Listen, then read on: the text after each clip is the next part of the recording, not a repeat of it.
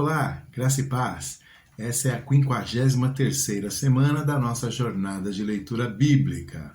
Nesta semana, estamos lendo o livro Cântico dos Cânticos. É um livro curtinho, a gente vai ler na semana do 1 até o 8. Eu geralmente apresento a estrutura do que a gente vai encontrar em cada capítulo, mas no livro Cântico dos Cânticos é difícil fazer isso, né? Basicamente, a gente vai ter um ciclo repetido aí 2 ou 3 vezes de dois apaixonados se declarando um para o outro, falando a respeito um do outro, surgem obstáculos que impedem que eles se encontrem, a expectativa do encontro aumenta mais ainda, algum problema acontece, eles se separam, depois eles finalmente ficam juntos, né, e o ciclo se repete. E tudo isso é numa série de poemas, né? Há uma estrutura maior, assim, de começo, meio e fim, mas parece que ele está meio picado assim, a vários momentos, vários poemas, e eles não se preocupam em estar numa ordem cronológica para que a gente possa remontar ali uma história, né? É realmente algo que parece aquilo que a gente faz hoje em dia, né? Ou se fazia algum tempo atrás, que era o jogral, né? No jogral você tem um poema, geralmente meio didático, em que cada um fala uma parte, né? E no caso aqui um jogral meio dramatizado, no qual há personagens diferentes. Às vezes é a noiva falando para o noivo, às vezes é a noiva falando para suas amigas, né? As filhas de Jerusalém, suas damas de companhia, talvez, as amigas da vila. Às vezes ela está falando com o noivo, às vezes é o noivo que está falando com ela. Então, é essa alternância que nós temos no livro Cântico dos Cânticos. Meus destaques vão, em primeiro lugar, para o título, né? Cântico dos Cânticos, que antigas traduções chamavam de cantares, cantares de Salomão. O que é um cantar? Um cantar é uma poesia, um cântico. Então, a tradução atual é um pouco mais atualizada e chama apenas de cânticos, né? Agora, por que Cântico dos Cânticos? Isso é um hebraísmo, parecido, por exemplo, quando a gente tem lá Santo dos Santos, né? Aquele local mais fechadinho lá dentro do Templo de Salomão ou dentro do Tabernáculo de Moisés, onde ninguém podia entrar, né? Na NVI, por exemplo, esse lugar é chamado de lugar santíssimo, né? Então, ao invés de usar o hebraísmo Santo dos Santos, se usa aquele recurso da língua portuguesa, que é o superlativo, né? Santíssimo. Rei dos reis também, né? O que é um rei dos reis? É aquele rei que está acima de todos os outros reis. Então, qual é o título do nosso livro? O poema mais elevado de todos, né? O poema mais bonito de todos, alguma coisa assim. Autoria, tradicionalmente atribuída a Salomão, o que faz muito sentido. Ele era um sábio, né? Usava a linguagem de sabedoria, né? Para ensinar, e ele também era um mulherengo, né? Teve centenas de mulheres. Então faz sentido que seja ele. Ele é mencionado na abertura do livro, Cântico dos Cânticos de Salomão, e em outras ocasiões também, né? Capítulo 1º, 3º e 9º. Agora, esse título de Salomão, no hebraico, ele pode ser traduzido como para Salomão, ou seja, como se fosse uma homenagem a ele.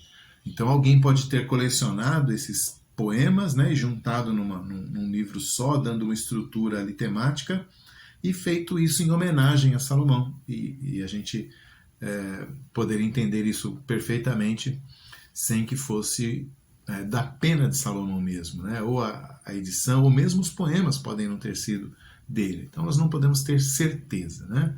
Mas a tradição faz bastante sentido de que seja realmente de Salomão e não para Salomão. De qualquer forma, o estilo é a poesia hebraica, com muitos paralelismos, né? A gente já falou sobre paralelismo na nossa série aqui, quando a gente estava entrando lá em Salmos. Paralelismo é quando as ideias vão rimando umas com as outras, né? Não o som, mas as ideias, as imagens, e podem estar em duas linhas, mas aqui acontecem paralelismos maiores. Por exemplo, lá no capítulo 4, versículo 11, tem um paralelismo de 3 linhas, sendo que a terceira linha ele expande para fora da estrutura que ele já tinha montado. Então, olha só. Os teus lábios, noiva minha, destilam mel. Mel e leite se acham debaixo da tua língua. Então ele foi e voltou, né? Aí a próxima linha, ele nem fala de mel e nem de boca. Ele fala assim, e a fragrância dos teus vestidos é como a do Líbano. Então, ele fala uma vez, fala outra rimando, né? No paralelismo, e a terceira linha ele escapa, falando de outra coisa ou ampliando a ideia. Então, um paralelismo que progride, né? Um paralelismo progressivo. A poesia hebraica também é cheia de metáforas, né? Então, muitas metáforas, linguagem comparativa, né? E são metáforas que nós temos que entender que são românticas ou eram românticas para aquela época, ainda que não sejam para nós. Então a gente faz uma leitura e a gente tem que fazer esse exercício, né, de túnel do tempo, de imaginar como isso era ouvido naquela época, né, como isso era falado, que intenção era dita, eram ditas aquelas palavras. Um exemplo também do capítulo 4, logo no comecinho, diz assim: os teus olhos são como os das pombas. O paulistano geralmente vê pomba como um bicho meio nojento que está ali sempre catando resto de alguma coisa na calçada, né? E transmitindo doença. Você nunca ia falar da pomba para sua namorada, compará-la com uma pomba. Seus dentes são como o rebanho das ovelhas recém-tosquiadas, né? As tuas faces como romã partida. Não sei se ele está dizendo que ela era meio rosadinha aqui, né? Ou se era meio redonda a bochecha, né? A maçã do rosto. Então aí já é complicado, né? Hoje em dia, se dizer que a menina tem a maçã do rosto redonda, ela vai achar que você está falando que ela está acima do peso e você vai perder a namorada, né? Então a gente tem que fazer esse exercício de pensar da época, né? Mentalidade da época, como funcionava.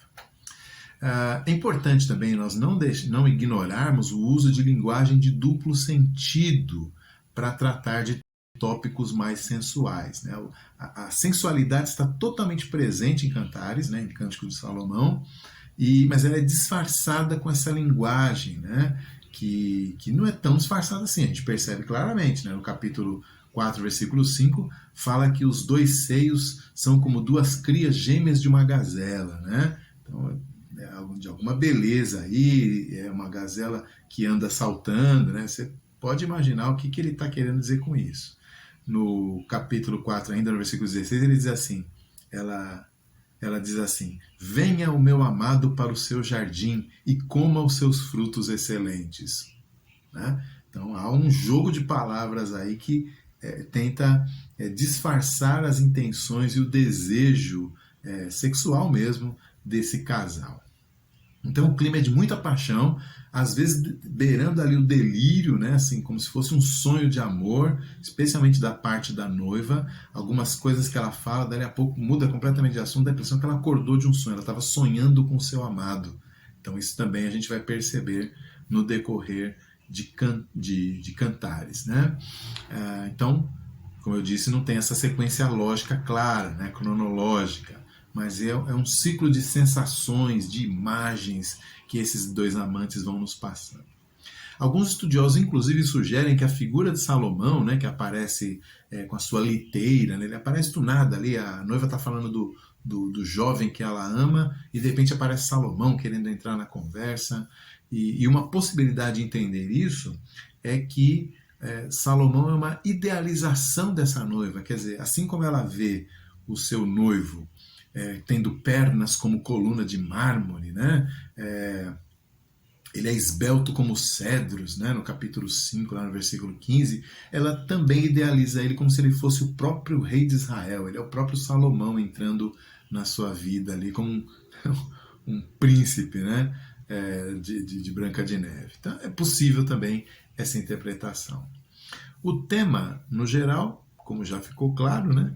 É o amor. O amor e a expectativa que o amor gera entre duas pessoas que se amam, entre dois apaixonados. Eu tenho que falar qual é o tema, porque já houve muitas tentativas na história da interpretação bíblica de transformar esse livro numa grande alegoria da relação entre Deus e o seu povo, na relação entre Cristo e a sua igreja, né? Essa relação, esse uso, né, do amor entre homem e mulher para falar da relação de Deus, ela está presente na Bíblia. Oséias fala muito a respeito disso, Paulo aos Efésios fala disso.